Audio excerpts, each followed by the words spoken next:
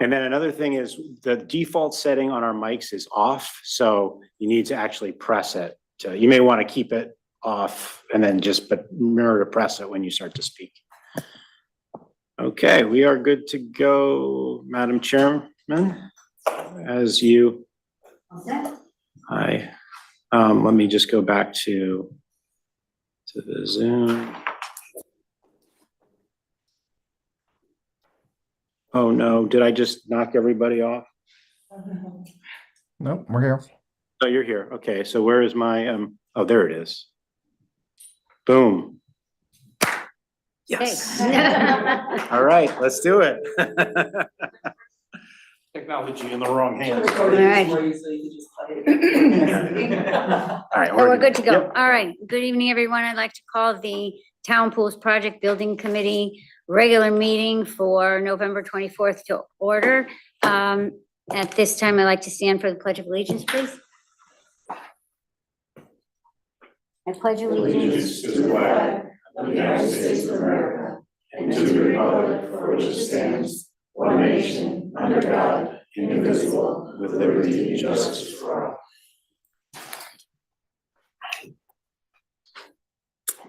all. We good with a roll call? You want me to do it? Sure, I think. So Miss, or, Go ahead. okay, Mr. Parati? Here. Miss Inest? Here. Miss Conway? Here. Miss Francolino? Here. Mr. Donahue? Here. Miss Capello? And first of all, and I'll get to that in a second. And finally, Mr. Tiniakis. Here. Okay. There we go. So obviously, we have a new member, Nancy Capello, who is a new member of council. Welcome, Nancy. You're welcome. Yep. Yay. Okay. The minutes for the September 22nd meeting are at everybody's station. They're pretty quick and easy. The only thing I noticed that needs to be a little changed is it's written as Ms. Mankey. I think we want Mr. Mankey on there on the back. I will make that change. Apologies. Whatever. Apologies, Miss Mankey. And can I have a motion to approve the minutes? So moved. Second? Second. All in favor? Aye. Okay, beautiful. Public participation. Anybody want to come up and have something to say before we get started?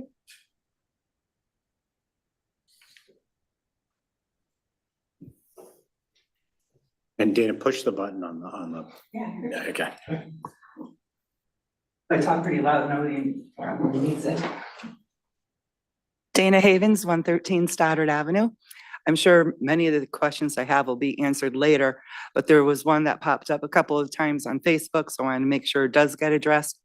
On page 16, it mentions putting in a liner, and we wanted to know if the low end is just putting a liner, no other improvements.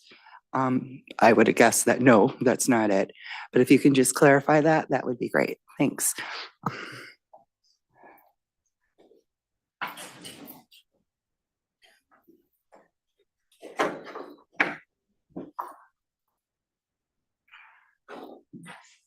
Good evening, Scott Groskowski, 46 Miami Avenue. The only question I had on the thing was it said that when they examined the pools, there was no handicap lifts. And I was at both pools this summer, and they both had handicap lifts. What happened to them? That's the question I have. Thank you.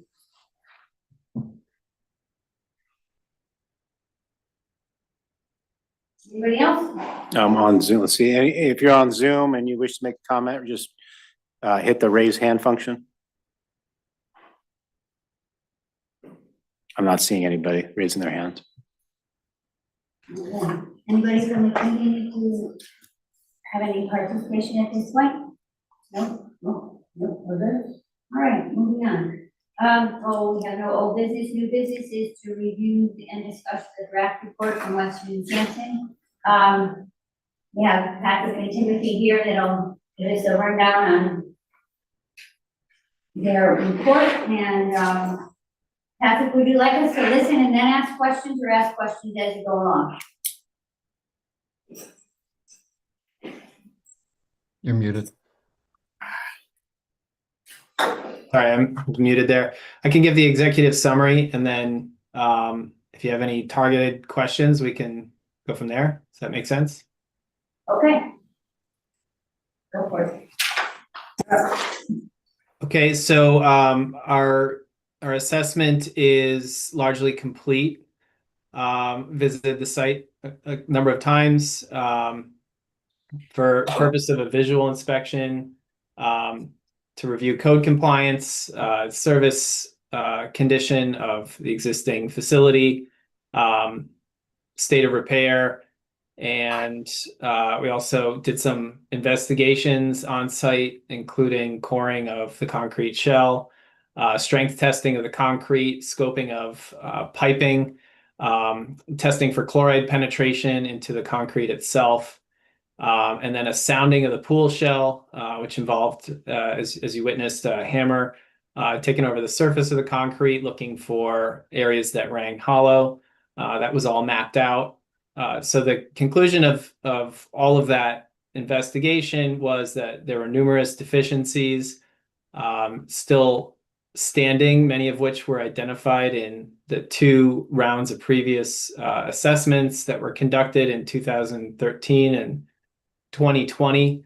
The pools themselves are in a state of functional obsolescence. They're not meeting a number of the needs of the community at this point. And they're beyond a condition in which they can be simply repaired and brought back into a level of service that can be relied upon for years to come. So with that assessment, we launched into sort of a feasibility analysis. What can we do in these existing sites? That was one of the charges of the this effort. And we looked at a number of different ways to work within the existing shell after assessing that the existing shells were of sound structural makeup and sufficient strength to be used as a, maybe not a watertight vessel, but a structurally sound vessel as a substrate for a renovation scenario. And inherent to all the renovation scenarios that we developed was the concept of working within the existing shell, particularly in the case of Mill Pond, where we have high water issues, as evidenced by geotechnical investigations, boring reports. Working outside of the shell in that area presents a number of challenges on the construction end of things. So largely our feasibility was based on working within the existing pool vessel, the existing concrete vessel. We outlined a number of approaches for that and provided a range of cost opinions. Depending on which feature was selected, you see it's quite a wide range of estimate. And that's going to be largely dependent on what the community decides it is seeking at these facilities. So that's the executive summary. And if you'd like, I can get into some of the more specifics. Sure, go for it. We did recently receive ground penetrating radar results in addition to geotechnical. We're still in the process of analyzing that, but early results suggest that there are significant cavities. This was conducted at the Churchill site only. Significant cavities existing below the pool. Again, not a surprise given the amount of water that's been lost and the high elevation of that site. So any renovation effort at that site would involve a means of re-stabilizing the ground below the pool.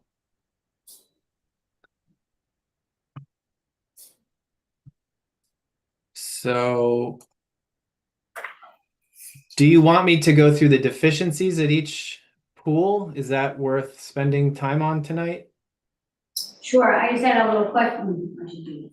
I had a question about the radar because that was not in the booklet we got. When you talk about the cavities underground below the pool, is that mainly in the diving well or is that the whole pool itself? It's spread out across the entire underside of the pool. There's Wow, a number of what look like void signatures occurring throughout the underside of the pool, both shallow end and deep end.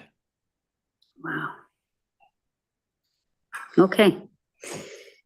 All righty, you can keep going. More good news.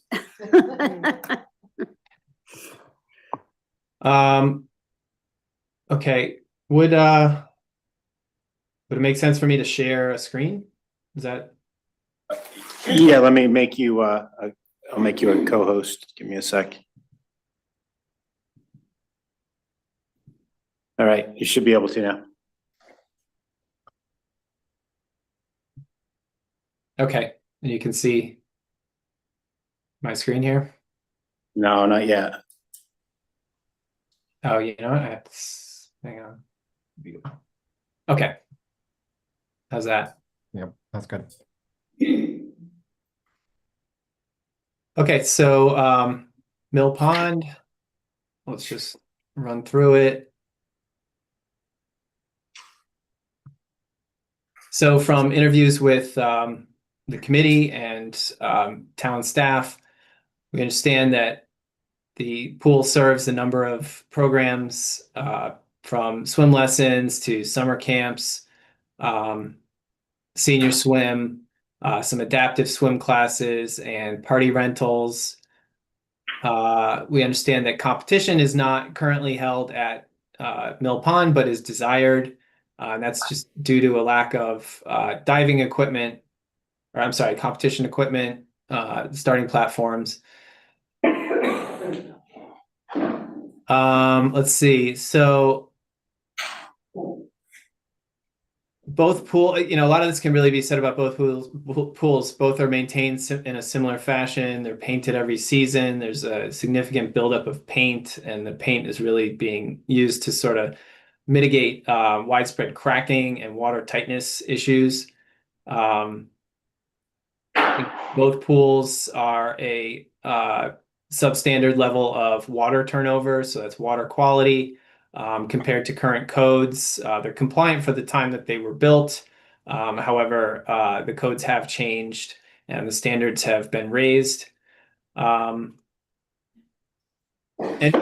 stop me with any questions, feel free.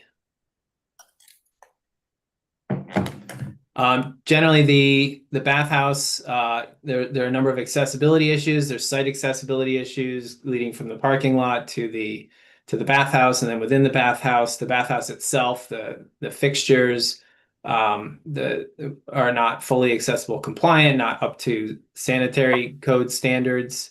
So a pretty significant renovation to the bathhouse is necessary. And if we're looking at expanding the capacity of Mill Pond in any way, the current allocation of toilets and sinks and showers is not sufficient for an expansion. Miscellaneous things like, so the pool decks were in really bad shape, not able to be salvaged. They're broken up. They're not sloping properly. They're presenting a tripping hazard. The drainage is very poor. Let's see. Someone asked about the chairlift. So there was a battery operated chairlift installed recently. However, that pool requires two means of accessible entry. There is a drop-in stair. It's not a permanent feature. So that's sort of a temporary solution to the problem. Any future facility would want to consider a second means of accessible entry to the pool. Signage and depth markings throughout need improvement.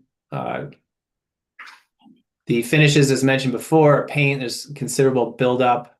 It's something that requires a undue maintenance burden to the town staff every year. The shell itself is very cracked, not watertight. It's not able to be drained due to hydrostatic pressure from the high water table in the immediate area next to a pond. The pool uses a skimming system, so that's a assortment of, I think it was 22 was the number of different skimmers arranged around the the sidewall of the pool that are collecting surface contaminants and bringing those back to the filter. For a pool this size, a gutter is more appropriate. Skimmers require a lot of maintenance, cleaning out the skimmer baskets on a regular basis, and don't do the best job of getting all the contaminants off the surface.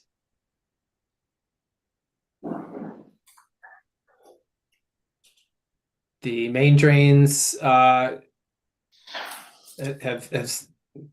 seen a lot of attention. I think they've been retrofitted a couple times. They're not in the best shape. We're noticing openings within the sump that was likely a source of water coming in and out.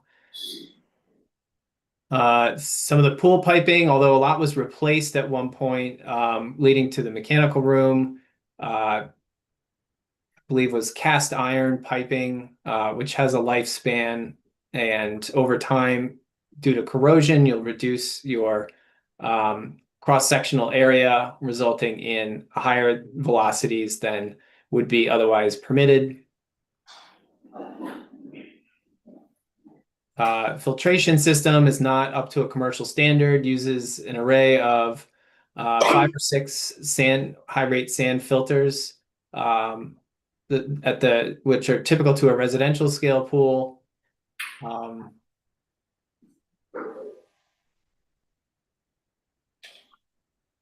So we talked about the field investigations a little bit. The structural analysis, as I mentioned, the strength was very good. However, a number of voids were uncovered through the sounding and likely require further investigation. Let's see. So that was Mill Pond. Churchill exhibited a lot of similar issues. I'll just try to stick to things that might be points of differentiation.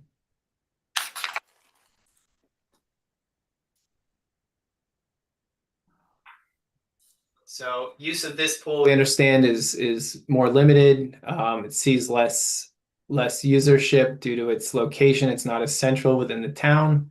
It does have the 50-meter length, which is used by a local swim club during the season. We know that it was losing water for an extended period of time.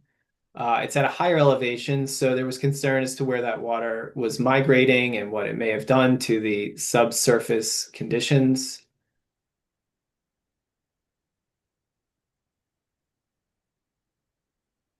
Churchill, relative to Mill Pond, was even more cracked at the surface, the concrete shell. The bathhouse has experienced some structural settlement and had to be remediated, so the floor was actually raised and new structural support was installed, as you're probably aware. But this sort of ties into the overall narrative that we are seeing some washout, some potential erosion of the site, given its arrangement at the middle of a pretty large slope going from higher ground to lower. Accessibility is a real big issue here. Parking is not close to the pool. The accessible route to the pool itself was very uneven and not compliant with accessibility standards. Decks were in a similar condition, not salvageable, not functioning properly for slope and drainage.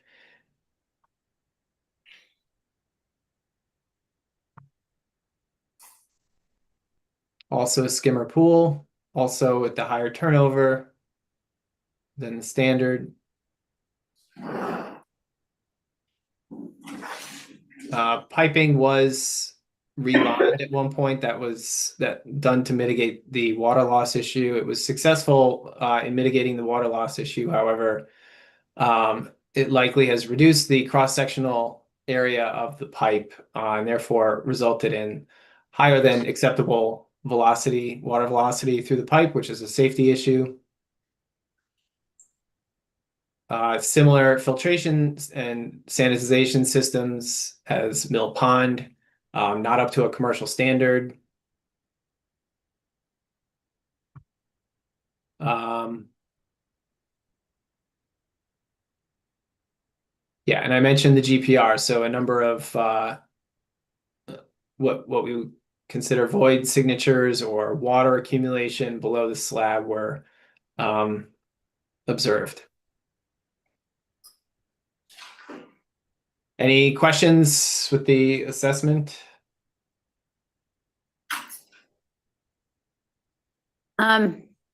Well, I guess my big question right now, above and beyond what you found here, is, in your professional opinion, are these pools safe to open this summer?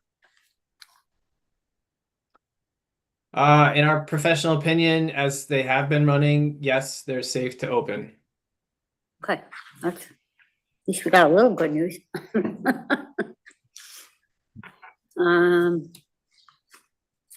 Okay, yes, go ahead. Patrick, in your opinion, Patrick, which pool do you think needs attention ASAP before the other? I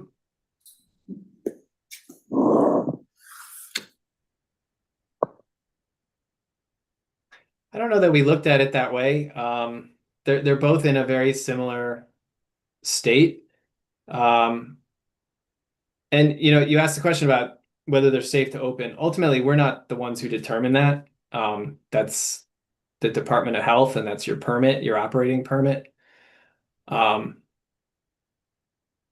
And there are code compliance issues that we've seen. So, those are things that should be addressed. I think they're both in a similar condition. I don't see one as, it really depends on, what your priority is in terms of usage and where you get the most benefit, I think.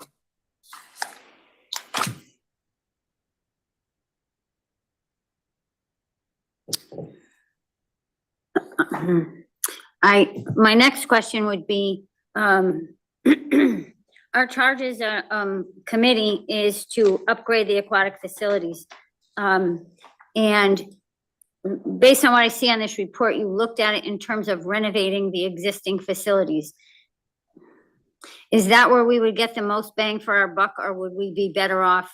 Would it be more cost efficient to start over, I guess is what I would say, move the pool somewhere else, build a new one? I don't know. The question is, would it be better to rebuild elsewhere than renovate in place? Yeah. I mean, there's a lot of factors that go into that. I don't know that I can answer that question for you. I can just speak to maybe some of the benefits of a new location, which, you could potentially operate these facilities and minimize your downtime in a new location. You wouldn't have the burden of dealing with unknown conditions or remediating construction that wasn't conducive to a renovation. So yeah, there's different ways to spend money. You could spend money on a renovation here. It has the advantages of probably a lower overall cost, because you're getting a significant savings by reusing the shell that's already there and the excavation that's already there. However, at the same time, you're working within a constrained condition, so maybe you're not getting all of the pool that would be best for the community. You're not able to consider all the different possibilities that are out there. We think, there's still a great deal of creativity that can be applied to these existing locations and working within the existing pool. One of the big advantages of the current sites are the fact that the utilities are already there. And so that's a huge cost factor that needs to be brought into consideration when you consider using either of these sites versus looking at a new site.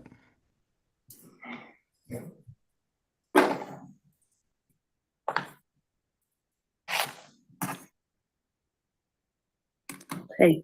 Anybody have any? AJ has his hand up. Oh. Go ahead, I AJ. do. Hey guys, thank you. And thanks for the info, Pat. I have a few questions that I wanted to ask. But the first one is really so I'm assuming that you guys have done some other municipal pools in New England. So what's like the average lifespan for like or what should be the average lifespan for like one of these pools? 30 to 40 years is what we consider the typical lifespan of a pool.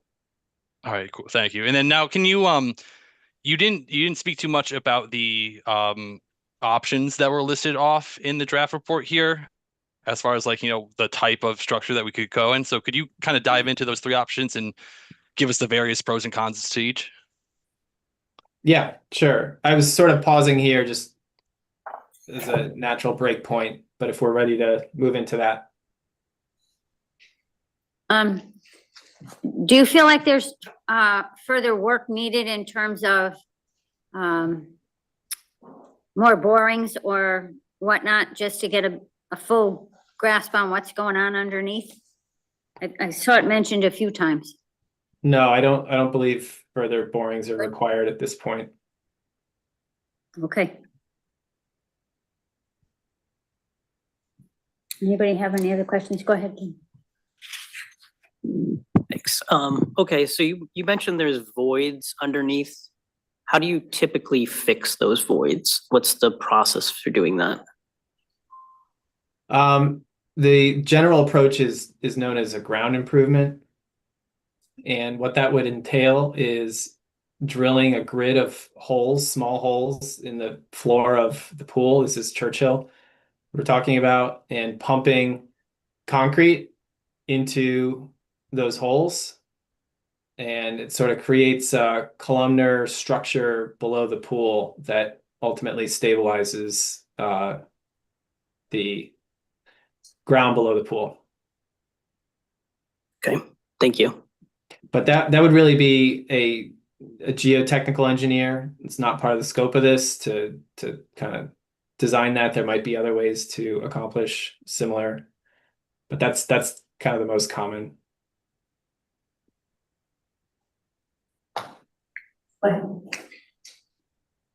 Thank you for the information. I do have a question. Build new versus renovate, is the lifespans the same, or would build new give us a longer lifespan, or would renovate give us a longer lifespan? Build new would give you a longer lifespan. So if we, with renovation, what would the lifespan be about? With the exception of the concrete liner option,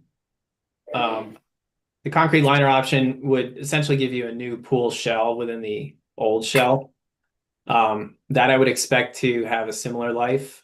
The other two renovation options, the membrane liner that was proposed, I think you're looking at a 10 to 15 year lifespan for the liner itself, which can then be replaced. The gutter system, we'd expect to have a 20 to 30 year lifespan.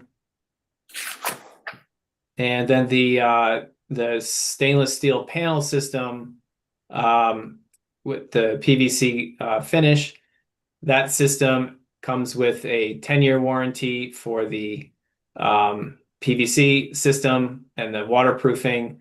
It's a 20-year warranty for the panels themselves. So I think you're looking at around 20 years. And in a lot of cases, I think we've seen where that can go longer. Okay, thank you. Okay. I think Nancy has. Oh, I'm sorry, Nancy, go ahead. In your study, were you able to determine if we could enlarge the pool at Mill Pond to go into the kiddie pool area? We specifically avoided that because once you remove a portion of the existing shell, you're now looking at a situation where the pool has to be dewatered for the duration of the construction. You have high water table in that vicinity due to the pond, and the borings back that up. So it diminishes your savings, your renovation savings doing so.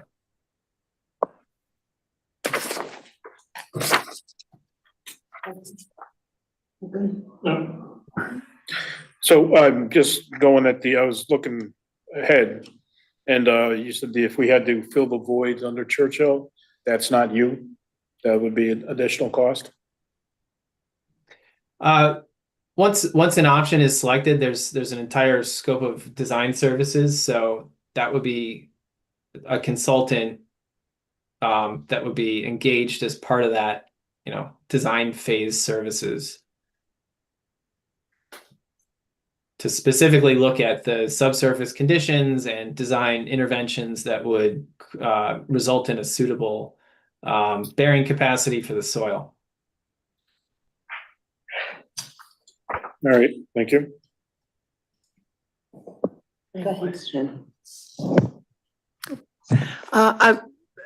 We have these three options that you provided, and I was wondering if we could get some kind of costs associated with each one.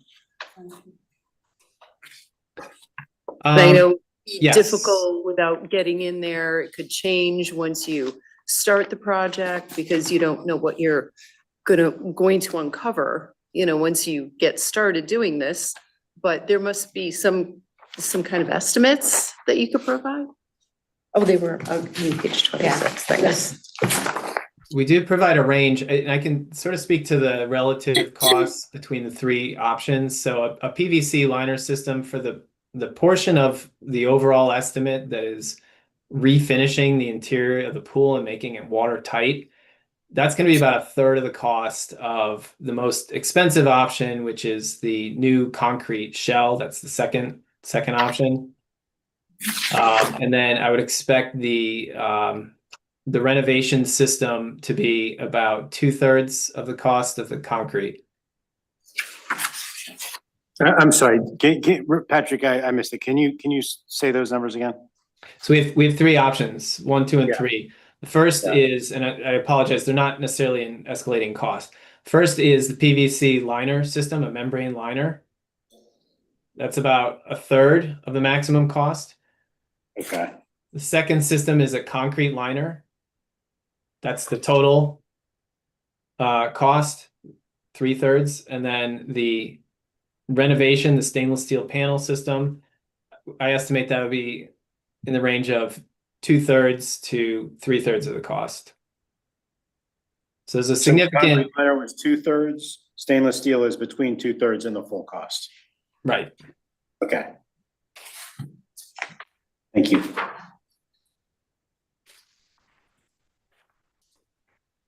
That's just for the portion that's dealing with the interior shell, the vessel. Everything else really remains the same. The equipment, the renovations to the bathhouse, to the site. So let's, just to make sure that we're all on the same page, let me find that what page was that table on again? 26, okay, so I'm going the wrong way. So then we would only look at the lines that when you say 1/3, 2/3 are full, we'd only be looking at the lines main pool renovation. That's Is correct. that correct? Yep. Okay, so stated another way, if that is $3.15 million for main pool renovation, you're saying the PVC option would be roughly a little over $1 million. The concrete liner would be a little over $2 million, and the stainless steel would be somewhere between 2 and 3 million. Correct. In rough numbers. Okay, Correct. thank you. Yep, You appreciate got it. it. Okay, Patrick, can you go through these three options for us? And, my main question for them, oh boy, I have to turn my thing on. As you go over these three, in the beginning, in the executive summary, you mentioned that there were three areas that we were falling short of. One was, having access for a competitive swim program. The other was having some modern aquatic features, and the other one was accessibility. Can you address those as you go through those three options for us, please? Okay, and on those 3 points, all of these will be equal. All of these are going to provide modern features. All of these are going to deal with accessibility. All of these options are going to deal with code compliance. Competitive It's really program? just the difference in how we get to that endpoint. Okay, And the differences are durability, cost, ease of maintenance. I see AJ has his hand raised. Talk about the No, options and I'll ask after. Yeah, no worries. Okay. So the first option, as mentioned, was the PVC membrane liner system. That's shown in this picture here. So this is a PVC pool membrane. You can see rolls of it over on the side. In this particular option, you're still looking at a stainless steel gutter. The PVC is rolled out, heat welded on site, and made totally watertight. The wall targets and the lane markings are painted on. This system requires quite a bit of prep of the subsurface. As you can imagine, the PVC membrane, it's 60 mil. It's going to telescope any kind of cracking or imperfections in the surface through. So a good deal, given the condition of the pools, a good deal of remediation is required. It's option. Any questions with that? And did you say, yeah, I do have a question. You said the life of this is about 10 years, or was it 10? It's a 10-year warranty. We regularly see these, when well maintained, exceed that. I would expect to replace this in no more than 15 years. Durability is a major concern for a system like this. It is very, very much the lowest cost option. However, frequent pushing off of the end walls, various high use pool environments can take a toll on a system like this. So it's a consideration for this type of system. The low cost comes with a trade-off. But the good news is the liner is very easy to replace.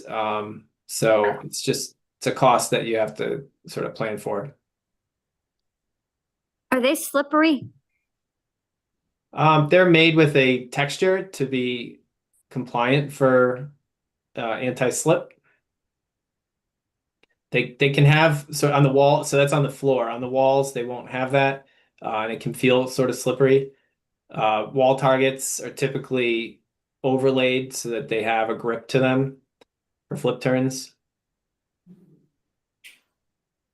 And what if this tears while the pool is open? What do you do then? There are ways to repair it, and depending on the type of repair, it could potentially be done underwater, but most likely you'll be draining the pool somewhat in order to have access to it and complete a heat weld.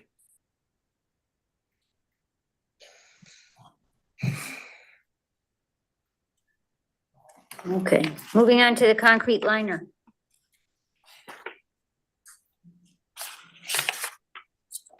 So the concrete liner is still using the old shell as a form. We're putting, and this picture doesn't quite do it justice. You can see it's sort of an upper left corner there. A new rebar cage is built within the existing shell, and concrete is shot up or poured against the old floor and wall to form a completely new watertight shell, concrete shell, of a thickness of approximately 8 inches. So the big downside to this approach is we're losing dimension, particularly for a competition course where you have a critical pool length. This approach is not very conducive to maintaining those dimensions. So we'd have to get creative in how we're resetting the competition course. It wouldn't be able to continue in its current configuration, say at Mill Pond. that might involve rotating it 90 degrees using the shallow end. Not sure if I have to look at the depth there to really understand that. Half feet. The depth would not be a loss because we would recommend in any of these options a style of gutter that raises the water level. It's a style of gutter that improves access for all patrons to the water's edge. It's flush with the deck and thereby offsets any dimensional loss in depth with the concrete system. This is going to be the most durable. It will offer a variety of finish options. It could be a plaster pool, plaster finish. It could be a painted finish. We can incorporate tile accents. I think that's about it for that one. So there is the possibility in this scenario, if we're talking about Mill Pond where it's already a 25-yard pool, that one of the walls gets chipped out or cut away in order to pour the new one and to maintain that measurement.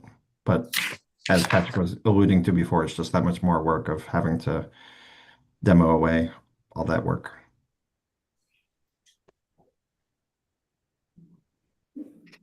And the lifespan for this one is 10 to 15 years? No, we think this would be more in the 30-year range. Maybe 30 to 40. It's essentially you're rebuilding a pool within the pool. It's a brand new pool Yeah. with a lot of concrete behind it. So Yes. And so because you're losing dimension, one of the walls would have to be rebuilt to meet that length requirement. Either that or we'd change the layout. So work within the existing footprint to try to provide the 25-yard length. So in the case of Mill Pond, I don't know if we're illustrating that. Let's see if I can. yeah, we don't have one rotated 90 degrees. Maybe I can just kind of draw it. So it would look something like lanes running this direction. And what about depth? Or here. Yeah, depth would need to be studied. I don't think we have that. Very shallow down. So in any of the scenarios, I mean, this is one of the points of discussion as the design moves forward of the required depth that you want to have. These had diving boards before, which required a deep well for the pool. And so the newer programs require a much shallower pool, or you don't have the need for such a deep pool, I guess is what I'm trying to say. And so any loss of depth wouldn't really be a big problem. Thought there was a depth requirement to dive off a block, in a competitive swim race. Yeah, there absolutely is. There absolutely is. So we need to study that. But I think Tim's point is, so here you had a deep end, which, if I recall, was between 10 and 12 feet.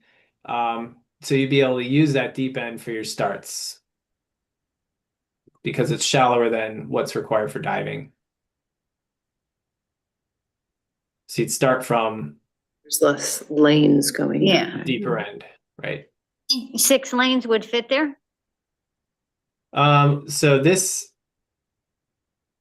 you can barely see it, but this is the line of the old pool, or the current pool, I should say.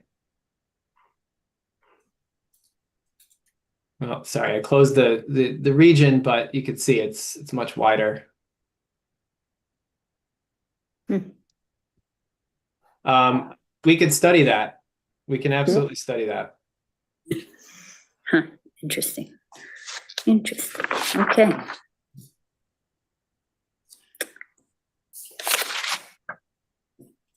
All right, so then the third system is the stainless steel panel.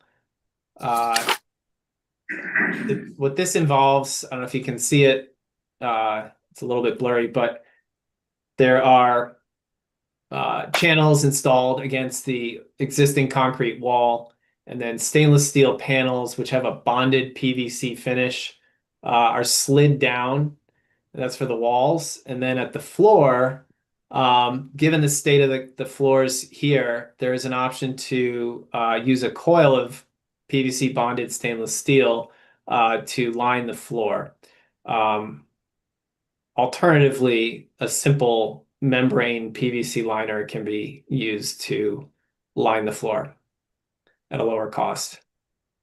But the benefit of a system like this is you get virtually a brand new pool, a pretty robust warranty. A lot of this is prefabricated off-site, so it minimizes your on-site time. I think the expected duration for installation of this liner system is between 4 and 6 weeks of on-site time. Obviously, there's a lead time prior to that, but that's all happening off-site. And this would again incorporate a modern stainless steel gutter. And it could be in that same deck level gutter style that affords improved access and increases your water depth.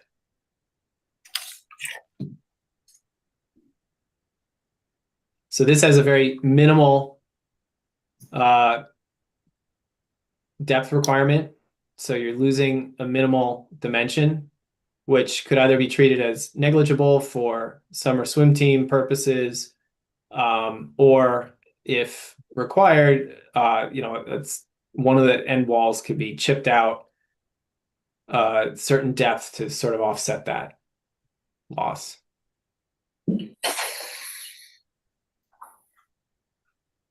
Do these channels get attached to the existing pool wall?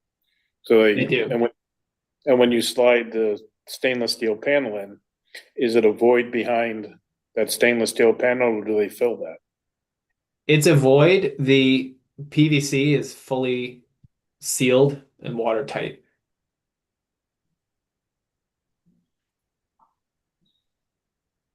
Okay. And what was the lifespan on this one? The lifespan of this is, we estimate, in the range of 20 years. We think it could easily be 30 years. There is expected maintenance, resealing periodically, say every 10 years.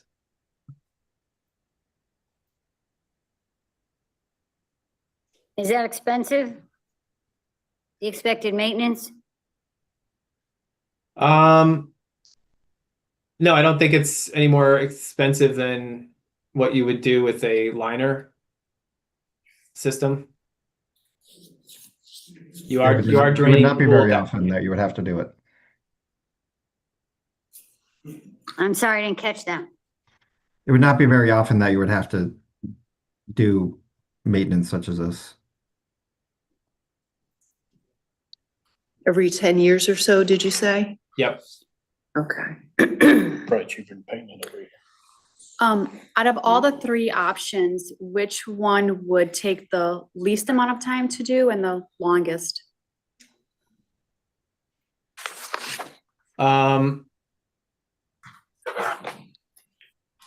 So the concrete option would be the longest and require the most on-site time. That's number 2. Right? Yeah. The stainless steel panel system would be in the middle. The prep of the concrete is somewhat less. The liner would go in the quickest, however, the prep would be more. So I would put the stainless steel panel and the liner in roughly the same bracket. And what is that bracket timeline? all of these would be achievable within an off season. That would be the goal.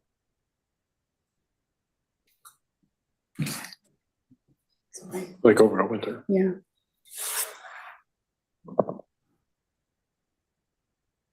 Again, these are all working within the existing shell. So we're not talking about setting up complex dewatering arrangements.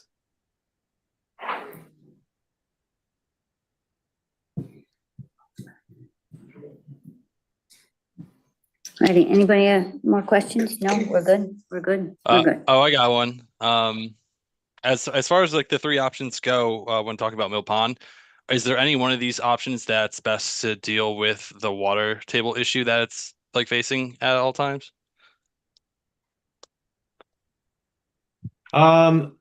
Probably the concrete system. It's going to be the most resistive to water coming in from outside. Once water is in the pool, all three of these perform relatively equal.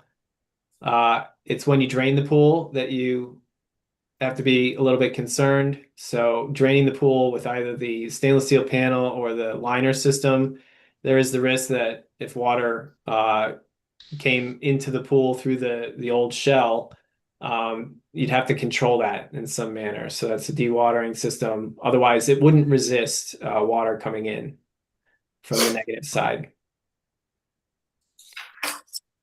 Now, is there something that we could do outside of these options to just help mitigate that, like in the surrounding area of the pool? Like, is there something that we could like add into like the ground to like stop some of that water from like putting so much pressure on the shell? It's generally not needed. Like I said, when water's in the pool, it's equalized. In fact, I think that's part of the reason why you didn't see much water loss from Mill Pond. The water is equalized with the water outside, and therefore there isn't a lot of exchange. In terms of mitigation, yes, a system can be installed around the pool. And I believe the original construction did include something like this, essentially a drain tile or a footing drain that can collect groundwater and be removed via a pump. The issue is you have a pond, just feet away from this site, so it'd be a pretty significant pumping operation to continuously keep that water level depressed. But that would be something that we would absolutely want to incorporate, just to have the ability to lower the groundwater level as needed on an emergency basis for maintenance purposes. Gotcha. Thank you. Is that an expensive undertaking? Define expensive, but everything has a cost. It's a cost that you'd want to factor in and budget for, but I don't see it as like a cost that moves the needle on the overall project budget significantly. How's that for a non-answer? There you go. No, it's a cost. You're putting in basically a well, perforated pipe all the way around the pool. So it's a collector system, and then there'd be a cover on the well. But in the range of all the other site improvements that we're talking about, it's not a major cost. We're going to be excavating around the pool to some extent anyway, just to install new piping. Isn't that part of the reason we leave water in the pool over the winter? Just to keep that equalized so that there's, it minimizes heaving, minimizes damage? Yeah, there's a number of reasons to leave water in the pool over the winter. It sort of acts as a thermal mass, so evens out temperature swings, helps protect the concrete to some extent, but also, yes, equalizes with groundwater levels and provides a ballast to resist uplift. Ooh, forgot about that. Yeah, if it wasn't designed to accommodate that, then it's just a vessel that's popping up, floating with the water. And I've seen pools be 2 or 3 feet out of the ground because they weren't filled during the winter. Ooh, that could be nasty. Okay, One Yeah, more go ahead. question.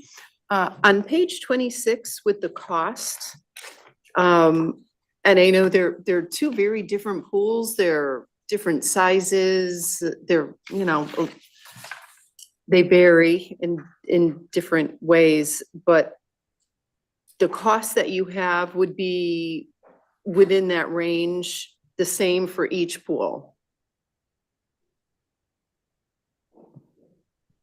I'm sorry, so you're asking how the It- three options for construction are accommodated in these range of numbers? Yeah, between the two pools, no, the pool, Oh. whatever, the cost is going to be pretty much the same from one pool to the next. Churchill to Mill Pond? Yeah. Within a range, and it ultimately depends on the design that's developed. So this is as high level numbers as you can possibly get because we don't have a design, we don't have a total project scope, but this is intended to give you sort of an idea of the high and low swing of what's possible at each facility.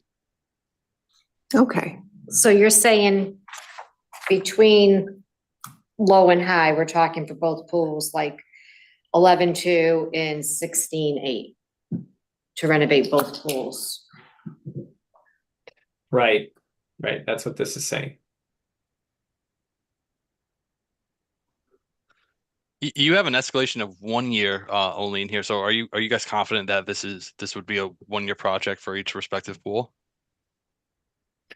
So this is assuming I guess a bond vote or a decision by say next fall, so within a year. And that's locking in your contract. Gotcha. what happened to the concession stand? That's not included in this page 26. Did I miss it? I think that's outside the scope of what he was, I don't think anything would change with the concession stand. Yeah, what is? Okay, We didn't evaluate a concession stand. no, I didn't know if you were planning on keeping it or whatever, and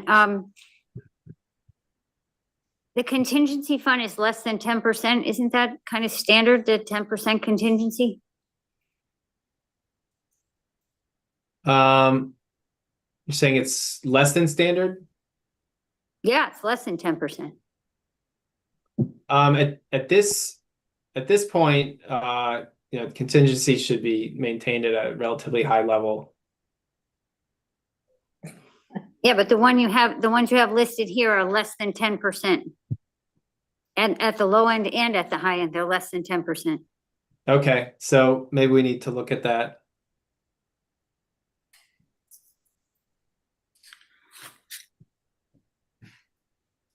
This is a draft report.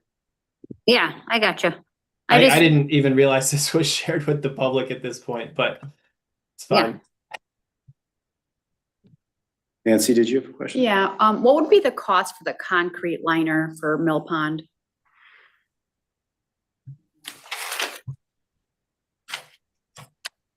What would be the cost? Yeah, like an average. It's within this range, so. So, but I think that was the line of questioning I had before, so what Patrick said would be roughly 2/3 of the high end for the main pool renovation. So the concrete option would therefore be a little over, I mean, with some, or, you know, with some fluff on the sides, would be a little over $2 million. Is that correct, Patrick? Well, the concrete is gonna be the full amount, so, I thought you said the stainless steel was the full amount. Yeah, me too. no, the reverse. Yeah, the Oh, stainless okay, steel was concrete two-thirds is, of the is total. full, stainless steel is 2/3. Okay, got that backwards. I'm looking at the concepts page, Yep, right? And 5.1 is Mill Pond Pool renovation concepts, but the pictures are for Churchill. oh, shoot. Again, it's a draft. No, that's why I was trying to figure out how it's gonna fit on the site. Mm. Yes, those are Churchill concepts, and these are the Mill Pond concepts. Okay, so yes, yeah, so you just gotta change the 5.1 and the 5.2, right? Yes. All right, Well, 1, 2, and there's 3 options for Churchill, 1, 2, and 3. And then there's 2 for Mill Pond. okay.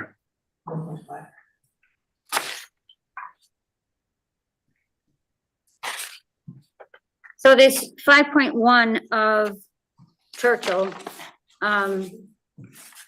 there's no deeper water there, correct? It's all pretty shallow? It is all fairly shallow, yeah, only enough, I mean, similar to what exists right now. So that, the problem there is that, diving is part of the American Red Cross Learn to Swim program. Treading water is part of that program. Jumping in shoulder deep water is part of that program. Some of that starts in level 2, some of it starts in level 3. So, kids couldn't have that opportunity at this pool. Right, so that would imply, utilizing a different facility, if there is one in the area, YMCA, for that type of training. And a slide that's pictured in here that looks pretty cool. I don't know if this is maybe not your pay grade, but does that require water park certification for a lifeguard? Looks pretty complex. It depends on, so the ones that's shown, yes, would be water park certified, but there are variations of the complexity of the slide that could keep us under that threshold.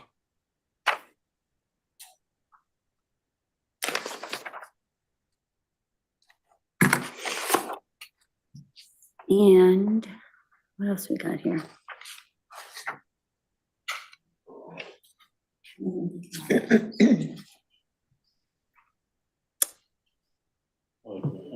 Concept B, Tim, do you want to take us through some of the ideas represented in these? Sure. And I think just to kind of give as a baseline of the variety of options here are really just to do that, to show a variety of what is possible at the site and have the discussion, start the discussion of what features are desired, what's required. Did we need to have the lifeguard training? And so that would very clearly define some of the parameters of what the pool needs to do. Is this more, given the location of this pool, we were thinking this was more family oriented. If you notice, we eliminated the wading pool in these scenarios. So trying to incorporate the activities for families primarily by adding a beach entry. So a sloped entry that has probably some spray features located in there, showing a mushroom, or other spray features that are kind of in those two rounded areas, the slide, but still maintaining a couple of lap lanes for those few residents who still want to swim laps. You can still do some learn to swim for the younger age groups, kicking off the wall and practice swimming without getting to the point of actual diving off the walls and everything. So that's what this concept was intended to portray, and the idea that this is all happening kind of within the frame of the existing pool and trying to get as many different activities happening within that one vessel. If you see the plan, so we've added just on the concept, the idea that there would be steps and a ramp system for ADA access to get you from the walkway up the hillside and into the facility. So wondering if kind of looking at maybe there's some expanded parking to the right, but knowing that you still have dedicated parking lot across the site. Any questions?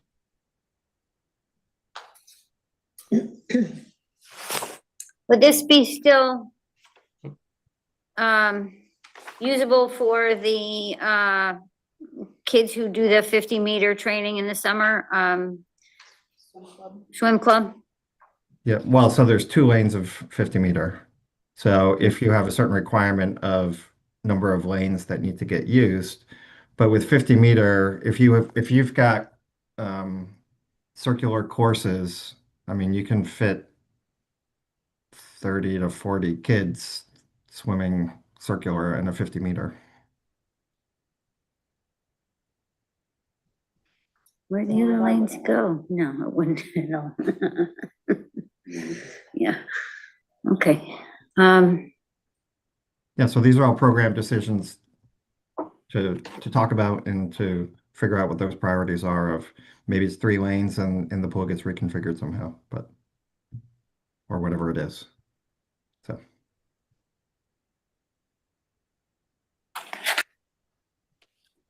Okay. How about the next one?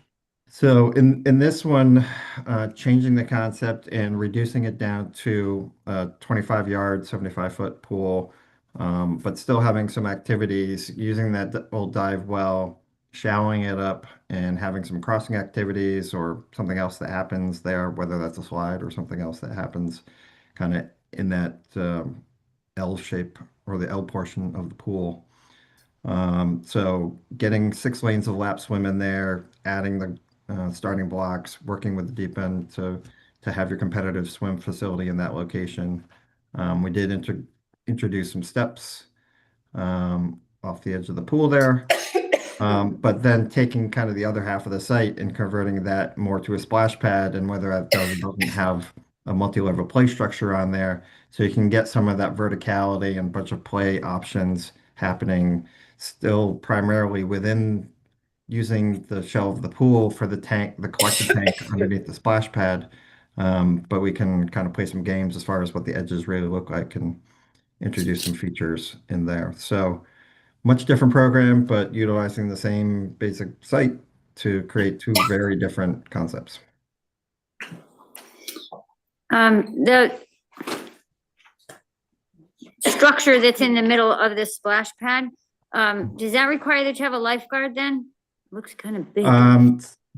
So depending on how it's worked, so if there's standing water, you would want a lifeguard, but it could be designed where there's no standing water, and that would just require an attendant.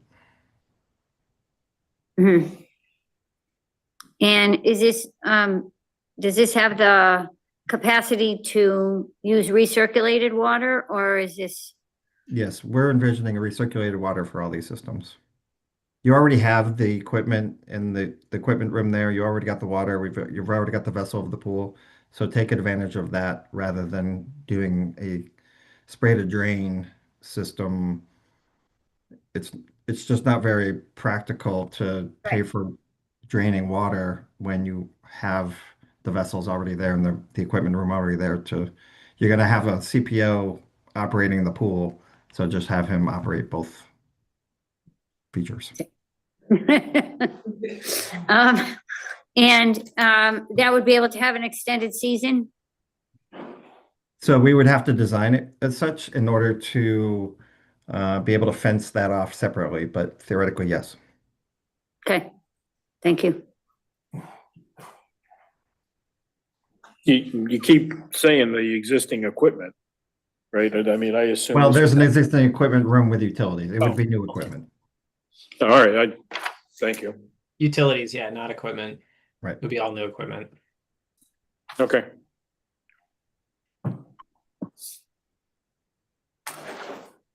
third one? And so this is just a slightly different variation of the last one, less intensive, not having the play structure, but staying within the frame of the pool, introducing the splash pad, only 4 lanes here, and then trying to create a little more space for family play, kind of open swim area, where this is less of a competitive facility and more kind of recreational lap swimming.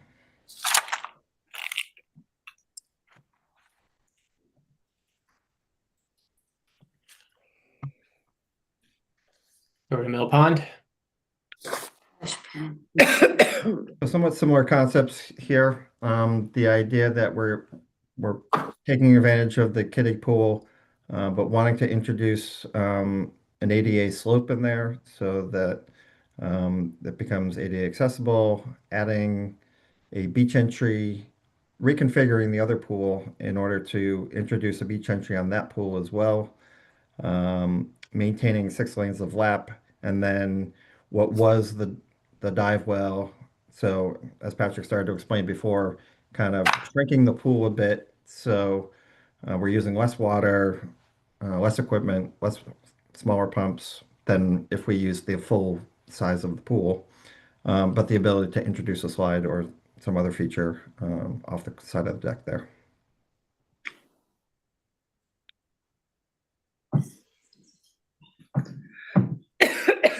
How big is that?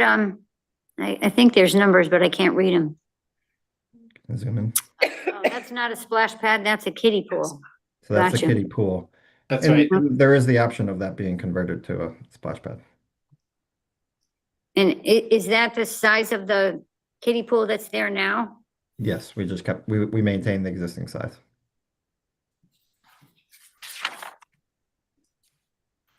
The key issue with the kiddie pool is it does not have a sloped entry for accessibility compliance. Gotcha, yep.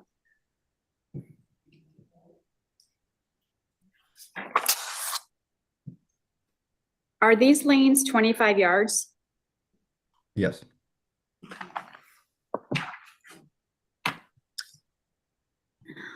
And I did take a measurement, and we would be able to rotate it 90 degrees. Looks like the dimension going the other direction is 90 feet right now, so we'd be able to shorten that up and achieve the 75 feet.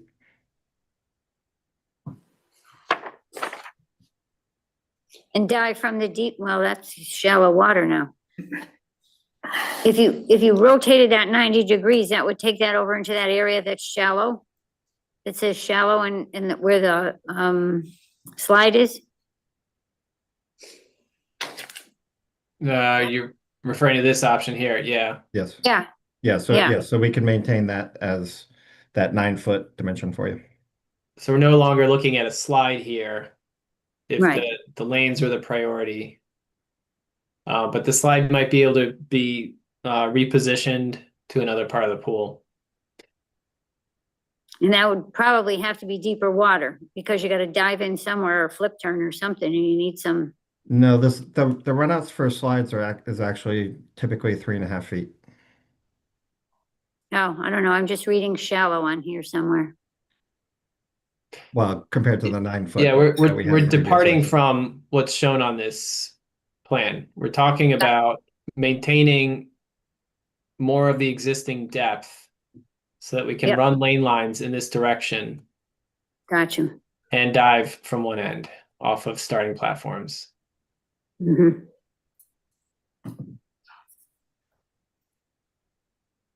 What's the width here, Tim? Do you have that? It's wide enough for 6 lanes. 6 lanes, okay.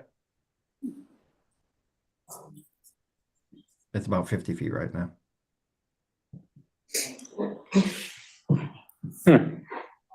Yeah, so we'll be able to sketch up that as one of the options and include that in the report.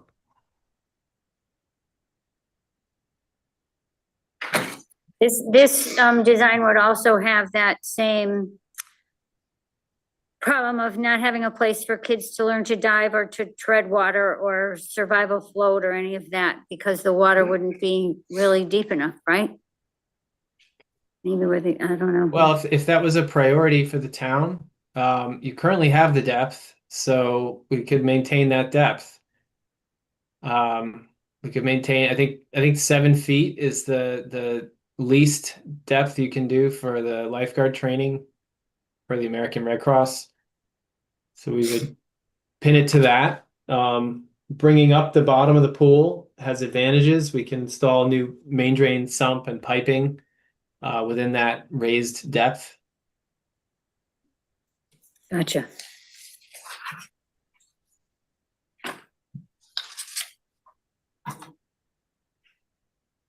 And a shallower pool will be ultimately easier to drain. Won't need to drain as much. Yep.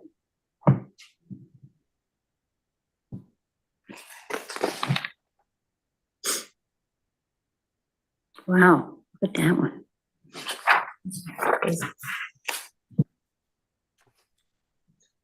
Yeah. And so this is a slight variation, particularly with the kiddie pool, of adding a ramp versus sloping the entire depth in case it was desired to have kind of more water at a fairly consistent depth, rather than when it's a beach entry, you're literally going from 0 water down to, I believe we're at 18 inches. So,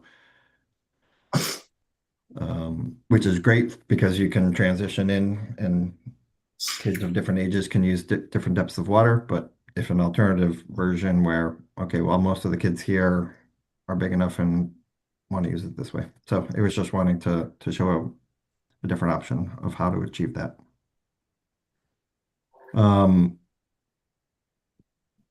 And this one also, the main pool, rather than the beach entry, adding a ramp on this one within the existing size of the pool. So the 6 lap lanes and a separate slide or splash pad or whatever we decide want it to be kind of on that right side. But if I could see this one being the reconfigured and turning the lanes 90 degrees, and we'd be able to, if we got rid of the slide complex, be able to kind of get a good family area and still maintain your lap lanes with the deep end.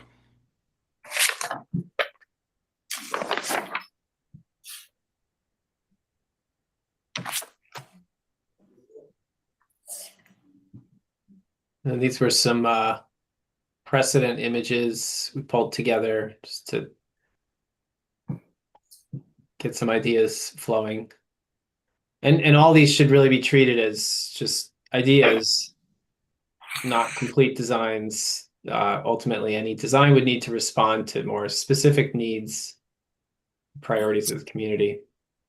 What is that cool looking thing on the top right? So that's an inflatable, an aqua park is what they call it. So they have courses that are either linear or you can have squares or whatever shape you want to have it. But there's kind of climbing and running and jumping off and everything. So there's a couple brands that manufacture aqua parks like this, but that can be put in and taken out of the pool. They're big and kind of bulky, so you don't want to do that too often, but it is achievable. I believe Cheshire has one in their indoor pool. It wouldn't be at this scale. These take up quite a bit of water area. Yeah. Yeah. And what is it? And then the bottom middle one is kind of the same concept, but it's a overhead structure that's got different things to hang from and swing from to it's an aqua course that you try to stay above the water and get yourself across the water.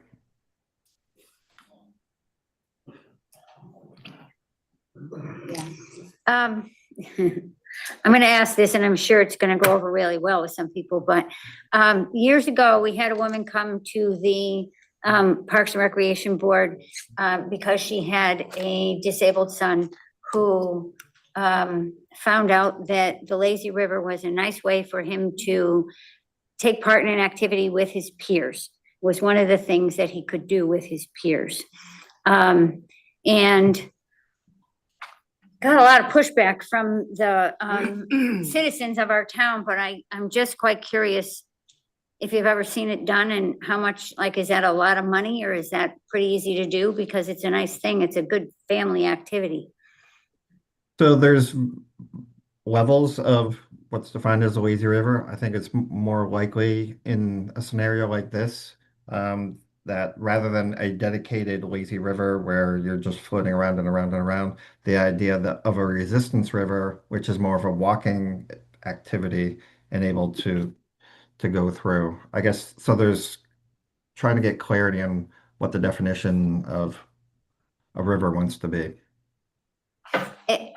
What this family was talking about was sit in a pool, in a tube, and the water current just pushes you down to one end and you go around and come back the other and then you're done. You know, sort of like you would in an amusement park. Yep. Seems pretty simple. Yeah, it just takes just money and square footage. And so you have to evaluate that versus the programming that you're trying to achieve for the Yeah. for the town overall. It's just, we have a 50-meter pool that seems ideal. If we're only gonna cut it to 2 lanes, that would be a nice little toy there. I don't know. Just thinking about them, that's all. Yep. No, but we are working on a municipal project now that's introducing a lazy river, so it's not unheard of. Okay. So I might suggest the council, the committee in the remaining time we have kind of focus on what you see as the next steps for the work that you want to achieve and, you know, how we can get from point A to point B over the next however many months that you want to. Ideas? Anyone? Yeah, I think that we should definitely, next time we meet, weigh over the 3 options, and decide which, if either 3 of them where we want to go.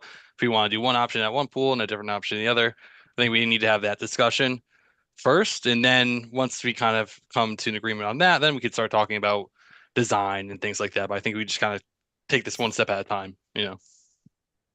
Patrick, question for you. When do you expect the final report to be signed, sealed, delivered?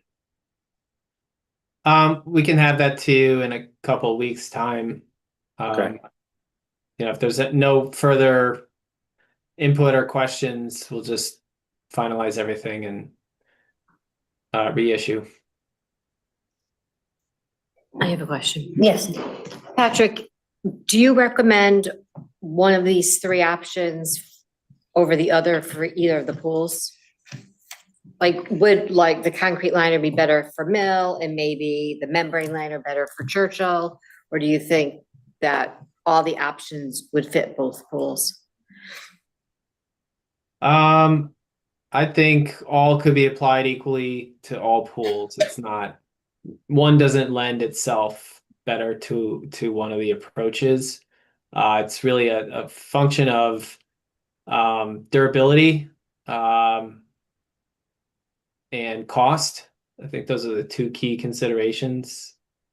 I would just chime in that I think we need to, as you go through the process of designing the pools, confirming what your program is going to be, that will affect the amount of work that needs to happen in pouring new walls or doing anything else within the pool. And at some point, you're gonna hit a threshold where it just makes sense to do the entire thing as concrete since you're pouring so much concrete anyways. So look at the layouts and figure out how much work needs to happen and then make a decision as to what is the best solution based on the programming that's trying to be achieved.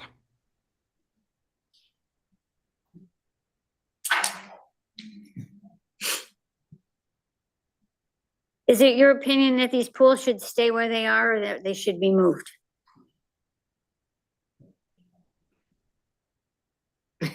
No. I don't know how to answer that question.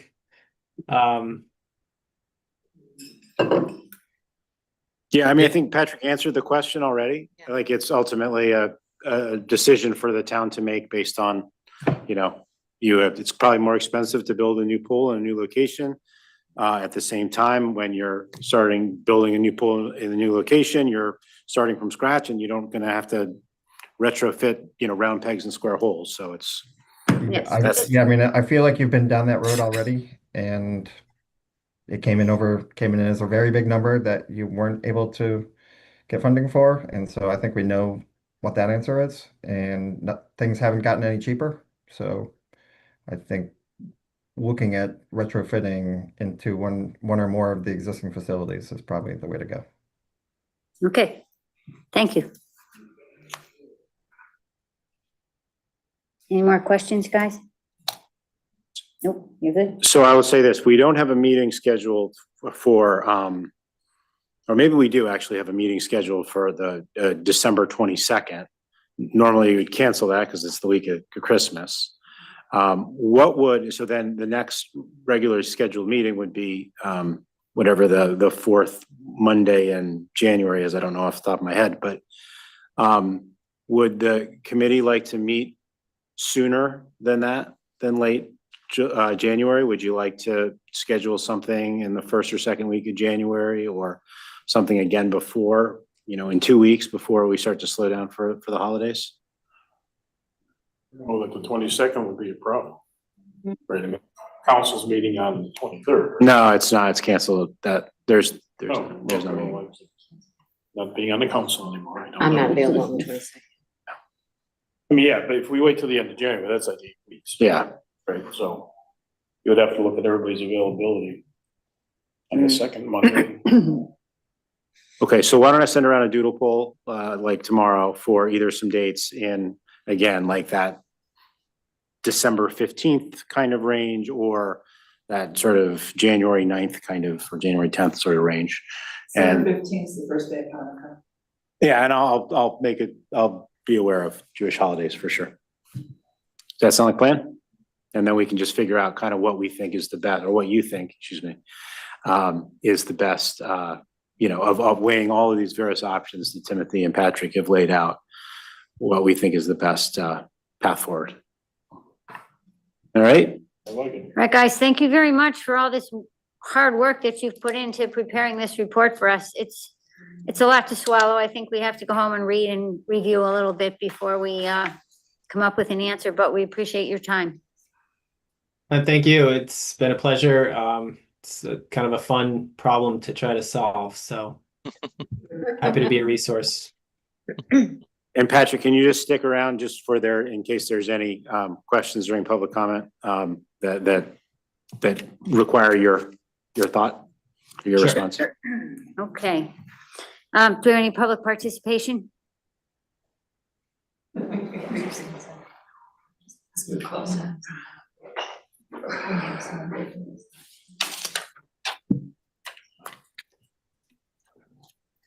Hello again, Scott Kraskowski, 46 Miami Avenue. Actually kind of encouraged by what I heard tonight, and just thinking about different things in my head. The way I could see it going is, because Churchill's the less used pool, maybe that'd be a perfect place for the liner to go into, and then Mill Pond Park, the other two options would probably be better for that park since it's a more widely used park. Question on the liner. I know Vernon just got a new pool with a liner in it. How often do you see those liners? Because they're a lot thicker than the home liners that people use. How often are they getting leaks in them? Well, okay, sir. Go ahead. You want me to answer? Oh, sorry. Yeah, no, go ahead. We honestly, we don't specify liners that often. It's not really something we do commercially. It's typically a retrofit solution, undertaken directly by owners.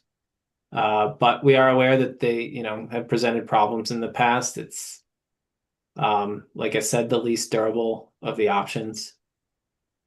And You also, can look at it as like almost a temporary measure. I mean, it gets you a lifespan, but it's not a permanent solution. That Well, I believe this community and is as looking with for. any product or construction project, it's about really vetting the contractors and making sure they're extremely qualified and can do the right job, not at the most affordable price.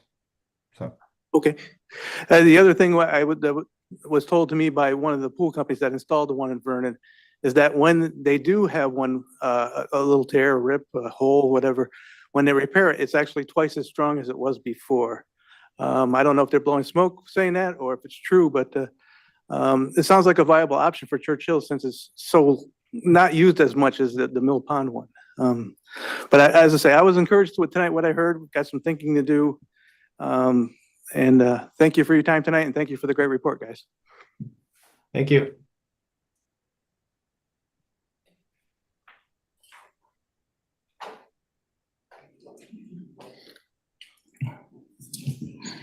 Hello again. Dana Havens, 113 Stoddard Avenue. I was just wondering if it's possible or if it costs too much more money, but if you could give drawings that incorporate those 50-meter lanes, that was of concern, just so that everybody really has a good idea of what that's going to look like in the long run. And this question is really more just for our committee. I know that the town doesn't have a swim team per se, like it's not a park and rec thing. It's something that is run by a nonprofit organization. And it seems like, we're focusing a lot on their needs, which is understandable. I was on swim team, but when it was run by the town. But I was just wondering how many kids are actually in that program and what their age ranges are. And that's all I have. I could answer that.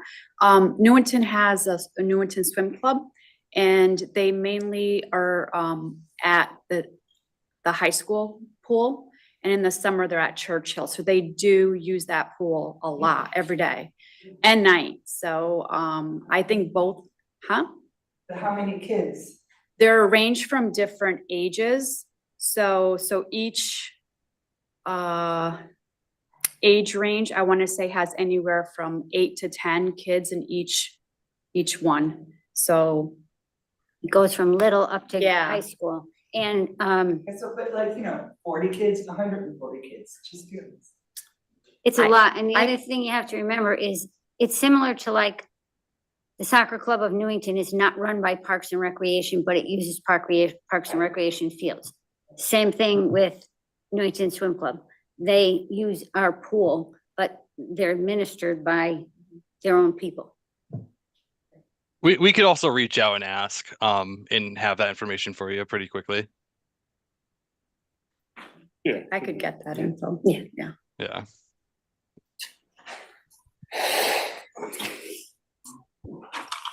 Good evening, gang.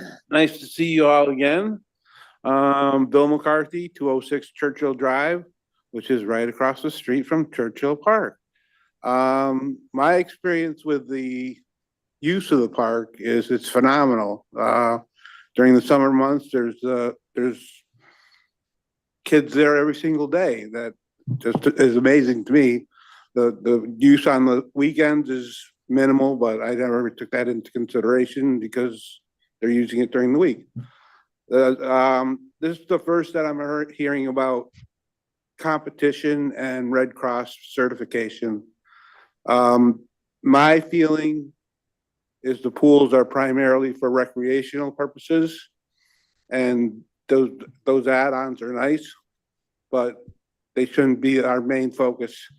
If we have competition going on at the high school where there's actually bleachers and the ability to observe competition, then that's one thing. But I don't think we should be focusing on competition at Mill Pond and at Churchill Park. Maybe individually, but not all together. I like the concept that the Red Cross has the ability to do the life-saving stuff. But my other thing is that we've been talking about the pools themselves versus the infrastructure, like the club out, what do you call them, boathouses or yeah, the stuff that's already there, the piping, the utilities, the houses, the toilets, the sinks, the showers, all that other stuff. Is it feasible that we almost break those into two different things, that we look at what is more important, the pools, which are going to last at least another season versus what really should be, what I think that should be addressed is the compliance with the ADA, getting the pool houses up to standard, and doing any grunt work as far as preparing for new piping or filtration systems and stuff like that. It's a lot. And then, of course, last pool committee, I was stupid enough to say, well, what about the cost and referendum and stuff like that? And that's gonna be the red herring of the whole committee. We're talking more money than we did with the last one. And if I think if we cut it into more manageable pieces, if we can keep the pools going for a while and focus on the changing rooms, then maybe that's a good alternative too. So that's it. Have fun, guys. Okay.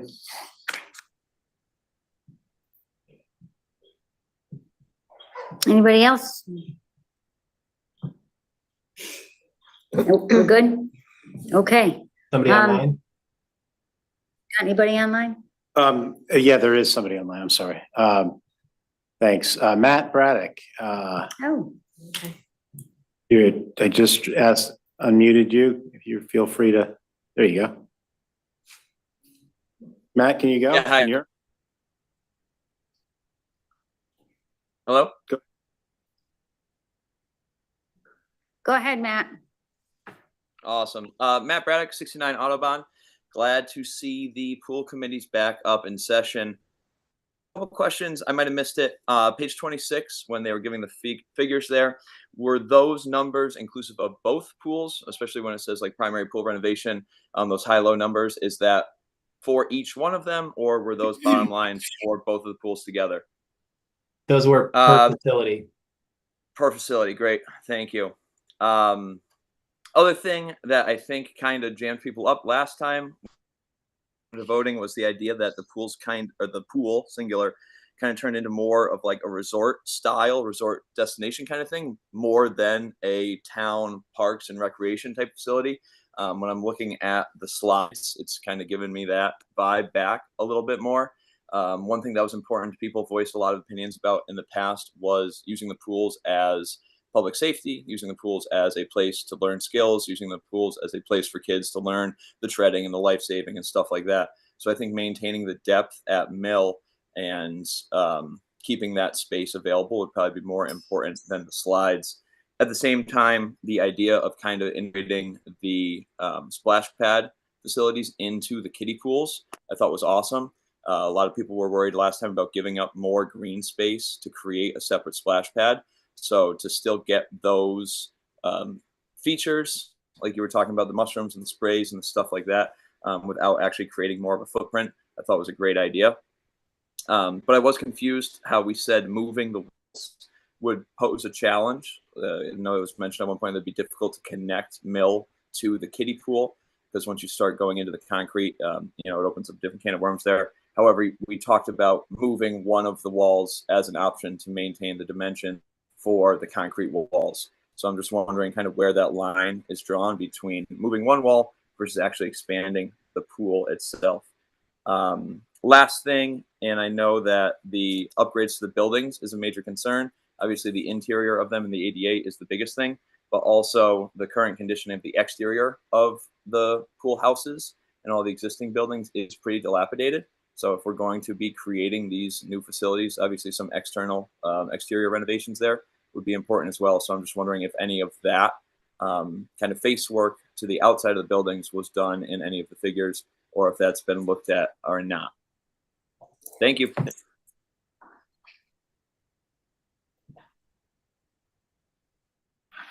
Well, I think for both of the Mill Pond ones, it looks like the bathhouse is relocated, not to where it was. Oh, it says That's Mill Pond. sorry, I'm on the wrong Yeah, page. the Mill Pond, the existing building is pretty much the exact same place. I'm looking at it right now, so. Mhm. Seems high. Because if it was Churchill, it would be Yeah. different. Never mind. These reports don't get into that level of specificity with the bathhouses. I mean, we acknowledge that there's some deficiencies there, depending on the option that's selected and the target capacity of each facility. That might lend itself to expanding the bathhouse, so adding on to it, or completely replacing it if it's the cost of renovation and addition outweighs cost of building new.